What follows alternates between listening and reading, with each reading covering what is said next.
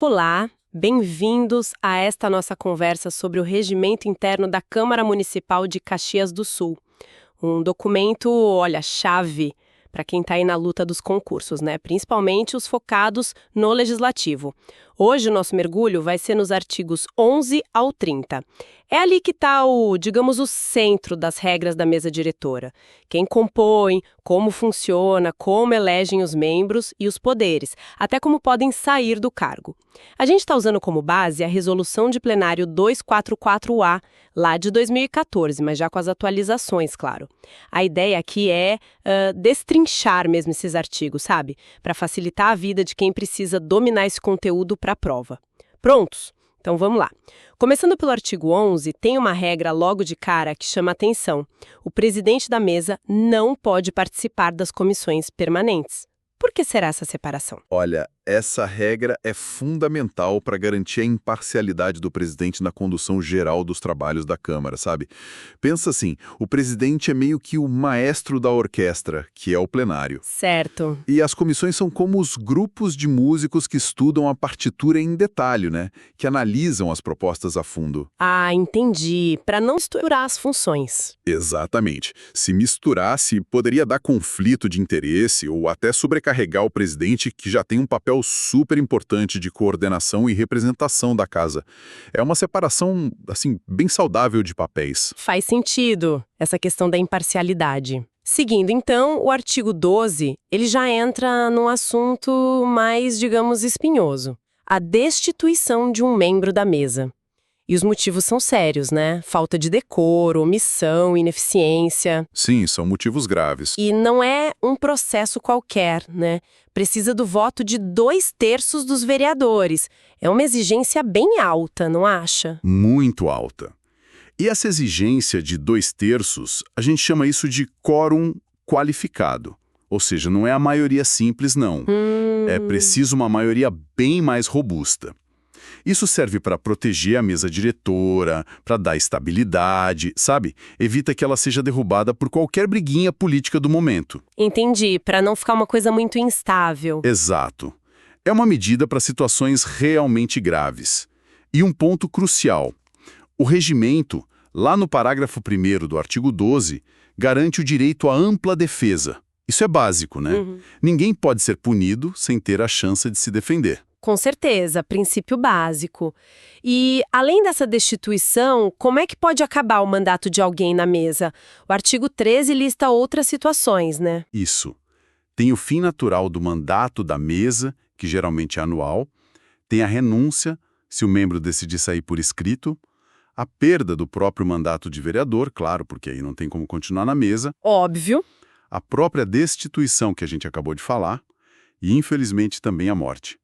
O regimento deixa bem claro essas causas de vacância, ou seja, quando o cargo fica vago. E para não parar a Câmara, né? O artigo 14 já diz que tem que eleger alguém para vaga rapidinho, na primeira sessão seguinte. Exatamente. É para garantir a continuidade. A máquina legislativa não pode parar. E tem até uma situação extrema, prevista no artigo 15. Se a mesa inteira renunciar. O que acontece nesse caso? Quem assume? Aí entra um critério interessante, o da idade. O vereador mais idoso presente na casa assume a presidência. Mas atenção, é interinamente. Ah, é temporário? Sim, mandato tampão. A missão dele é bem específica. Convocar imediatamente uma nova eleição para a mesa diretora, já na sessão ordinária seguinte. É uma solução bem prática para evitar um vácuo de poder para a Câmara não ficar sem comando. Interessante essa do vereador mais idoso. Bom, já entendemos as regras gerais, como preenche as vagas. Mas como é essa mesa formada? Como rola a eleição que está lá no artigo 16? Então, a eleição é por voto direto dos vereadores. Sistema majoritário simples. Ganha quem tiver mais votos para cada cargo. E a votação pode ser feita de duas formas. Ou o pessoal apresenta chapas completas, já com todos os cargos definidos. Presidente, vice, secretários. Isso. Ou pode ser uma votação cargo a cargo. E um ponto muito importante, que está no parágrafo 1º. Buscar sempre a representação pluripartidária. O que quer dizer isso na prática, essa representação pluripartidária? Significa que a composição da mesa deve, na medida do possível, refletir a variedade de partidos que têm vereadores eleitos na Câmara.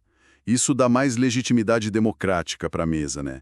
Para ela representar melhor o conjunto da casa. Entendi, para ser mais representativa. Exato. Não é uma regra matemática exata, tipo, tantas vagas para cada partido, mas é um princípio importante a ser seguido. E se dar empate na votação para algum cargo? Aí o parágrafo 2º do artigo 16 resolve. Primeiro rola um segundo turno só entre os candidatos que empataram. Se o empate continuar, Critério de desempate. idade. O candidato mais velho para aquele cargo específico é considerado eleito. É um recurso bem comum para resolver esses impasses em eleições internas. Entendi. E quando acontece essa eleição? Tem data marcada? Tem sim. O artigo 17 define. É sempre na última sessão ordinária de cada ano legislativo.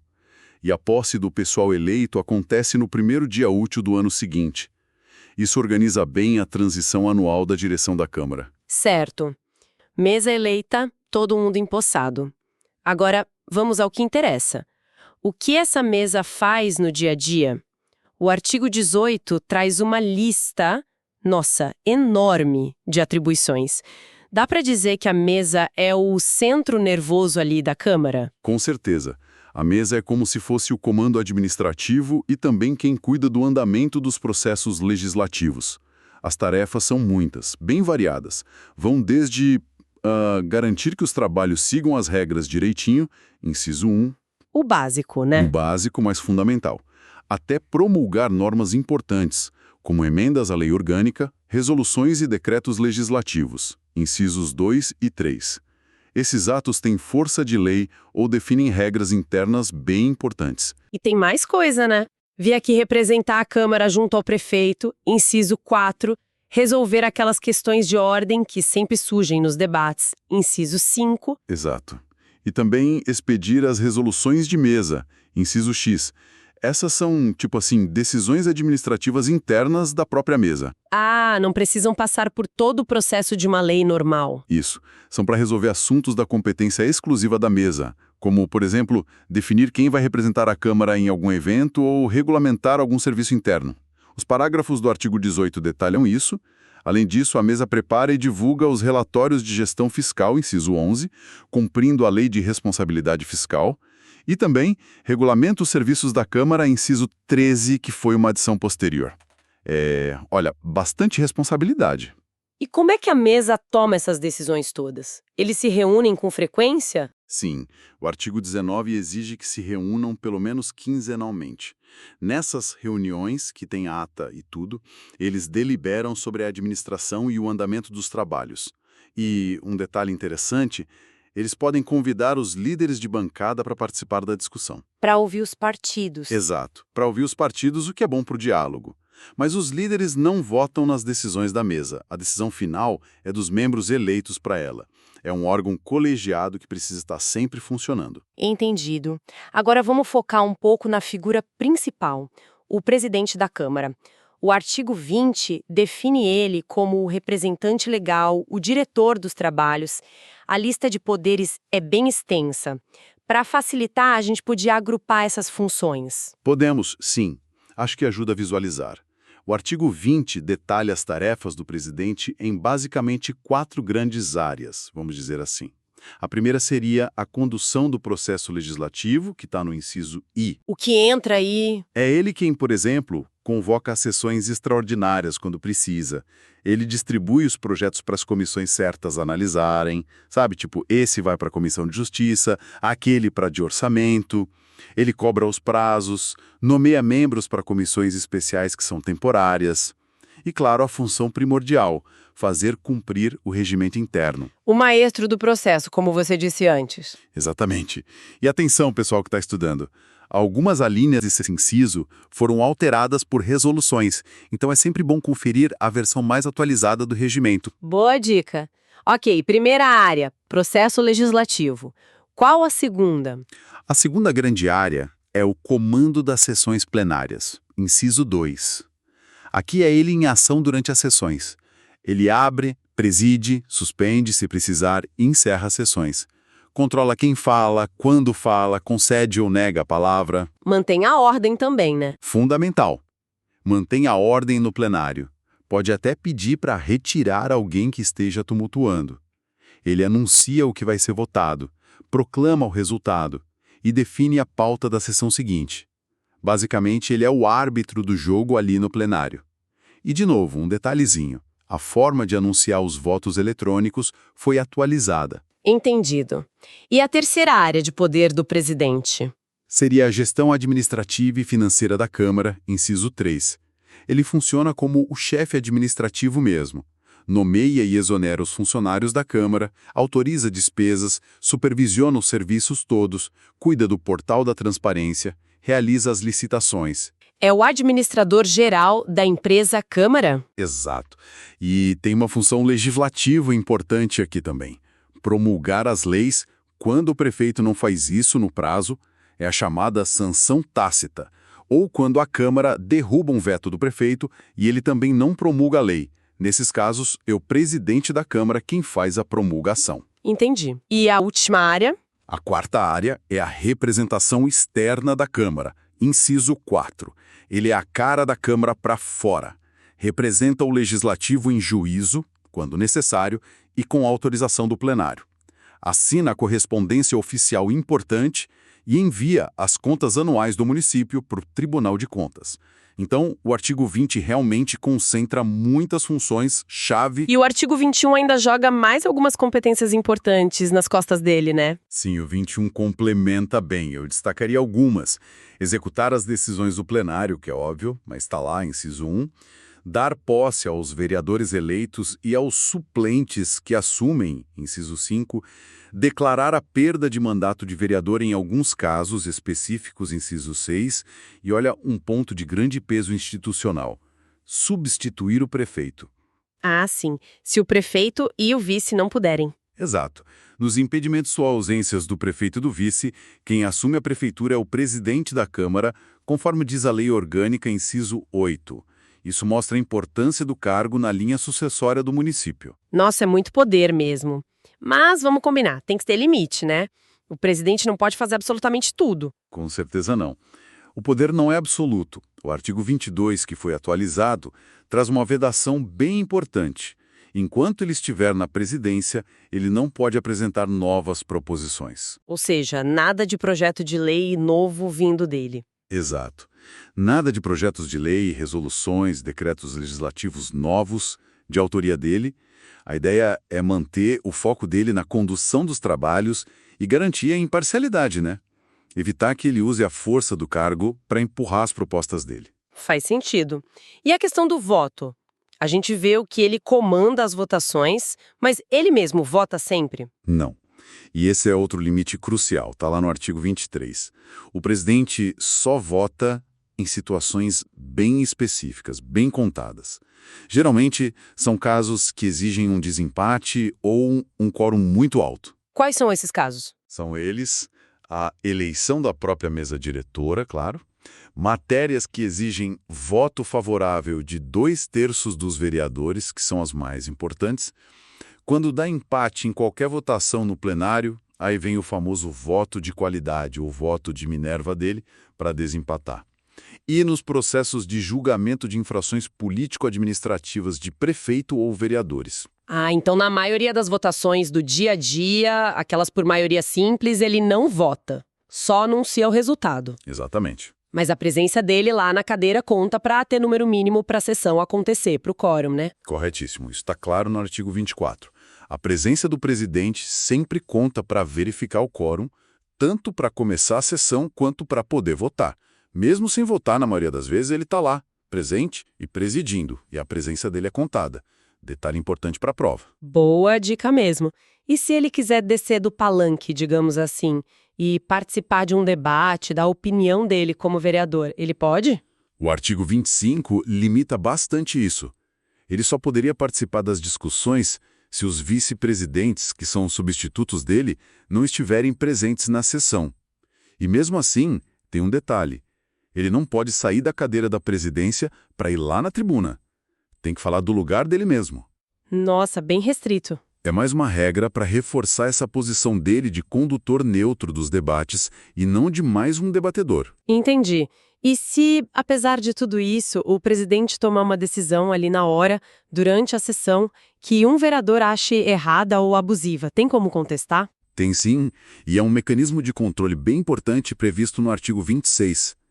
Qualquer vereador pode apresentar um recurso na hora, ali mesmo, para o plenário, contra a decisão do presidente. E quem decide? O plenário, que é o órgão soberano da Câmara. O plenário decide na hora se mantém ou se reforma a decisão do presidente, a não ser que o próprio presidente reconsidere a decisão dele. Isso mostra que, apesar dos poderes todos, ele está sim sujeito ao controle do colegiado. Perfeito. Então, presidente com muitos poderes, mas com limites e com controle também. Para a gente fechar esse bloco de hoje, vamos falar rapidinho dos outros membros da mesa? Os vice-presidentes e os secretários, artigos 27 a 30. Qual a função principal deles? A lógica principal aí é a de substituição e de apoio. Os artigos 27 e 28 deixam clara a linha sucessória. O primeiro vice-presidente substitui o presidente quando ele está ausente ou impedido. Certo. E o segundo vice-presidente substitui o primeiro vice caso este também não possa assumir. É um sistema em cascata para garantir que a presidência nunca fique vaga e os trabalhos continuem. E os secretários? Pelo que vi, eles têm funções mais ligadas à organização prática das sessões, é isso? Exatamente. O primeiro secretário, lá no artigo 29, tem tarefas essenciais para o bom funcionamento do plenário. É ele quem faz a chamada dos vereadores para ver se tem quórum, sabe? A famosa chamada. Essa mesma. Ele cuida de toda a documentação da sessão, ajuda a contar os votos, verifica de novo a presença na hora de votar e também entra na linha de substituição da presidência, se o presidente e os dois vices estiverem fora. Além disso, organiza a ordem de quem fala no grande expediente e fica controlando o tempo de fala de todo mundo. Quase um gerente de palco da sessão, né? É uma boa analogia. E o segundo secretário, no artigo 30? O que faz ele? O segundo secretário funciona como um suporte direto para o primeiro. Ele ajuda nesse controle do tempo de fala, substitui o primeiro secretário se ele precisar se ausentar. Ele também organiza as inscrições dos vereadores que querem falar no pequeno expediente, que é outro momento de fala na sessão, e, claro, também é o último ali na linha de sucessão para assumir a presidência em último caso. Garante que sempre tem alguém para fazer essas tarefas administrativas essenciais. Perfeito. Olha, cobrimos bastante coisa, hein? Do artigo 11 até o 30, tentando fazer um resumo final para o pessoal que está estudando. O que seria crucial levar dessa nossa conversa? Olha, o fundamental é sacar que a mesa diretora é o centro operacional da Câmara. Para quem está focado em concurso, é vital dominar. Primeiro, a composição e as regras gerais, artigo 11 a 15, incluindo essa questão da imparcialidade do presidente e como funciona a destituição e a vacância. Segundo, como é a eleição e aquele princípio da representação pluripartidária, artigo 16 e 17. Certo. Terceiro, as muitas atribuições da mesa como um todo, artigo 18, e principalmente as competências do presidente que são legislativas, administrativas, de representação, artigo 20 e 21. Quarto, os limites do poder do presidente. Não esquecer da proibição de apresentar projetos, artigo 22, e das regras de quando ele vota, artigo 23, lembrando que ele sempre conta para o quórum, artigo 24. Importantíssimo isso do voto e do quórum. Muito. Quinto, os mecanismos de controle, como o recurso contra a decisão do presidente direto para o plenário, artigo 26.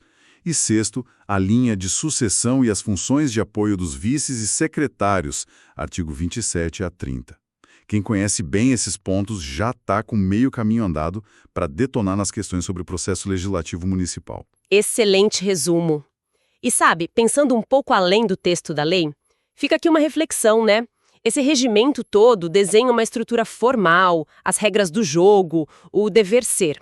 Mas como será que a política do dia a dia, as negociações entre os partidos, a própria personalidade dos vereadores que são eleitos para a mesa, como tudo isso molda a aplicação dessas regras na prática lá na Câmara de Caxias?